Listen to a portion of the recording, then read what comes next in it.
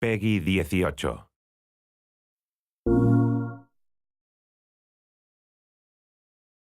My name is David Hughes and I'm a disease biologist. I study infectious diseases and I'm an assistant professor of biology and entomology at Penn State University.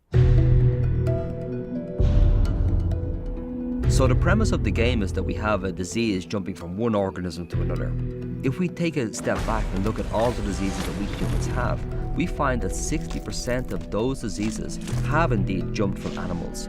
We're constantly moving across this border between the human world and the animal world. And as we do so, we invite parasites to jump that border. AIDS is the classical example. It jumped from being in a chimpanzee, where it doesn't seem to be particularly virulent or dangerous, into humans. Consequently, 75 million people have become infected by HIV, 35 million people have died. And there are many more examples besides that. The classical example is the 1918 bird flu. After the First World War, this killed more individuals than the First World War itself. That jumped from an avian source into humans. Cordyceps fungi are a group of organisms who live exclusively in insect bodies. They're parasites. The most interesting interaction is when they're infecting ants. The fungus induces a suite of chemical changes inside the body of the ant, and this causes the individual to leave the nest. The ants ascend small saplings in the understory vegetation, and they have what really does appear to be a directed behavior. They're moving towards the midpoint of a leaf, and there they're finding the tissue and they're biting deeply into it. Once the ant is dead, it grows a long stalk from the back of the head, and this is the stalk which will produce spores. And by dying above the ant colony, what is essentially happening is that the fungus has invented a sniper's alley of infection, where spores are being hurled down on top of them, and this is how the infection reoccurs in the society. So the essential question is, could this cordyceps fungi be a problem for humans? We're constantly surrounded by fungal spores. There are billions of spores which we inhale every single day.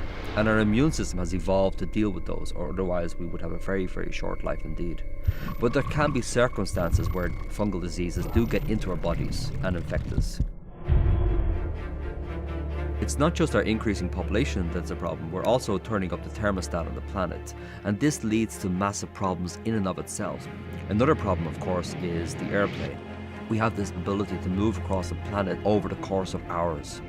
We see this in a classical example, which was this SARS outbreak 10 years ago, where we had a disease traveling from Hong Kong to Canada and then throughout the world on a very, very short timescale. So what we're doing with this world is we're creating a place which, in the immortal phrase, is hot, flat and crowded. And these unholy trinity are working together to lead to ever-increasing diseases. And that's a problem for us. So in the game we see human population being eradicated by a parasitic organism. Could that happen? In our sanitized, urbanized world, we probably think that it's unlikely.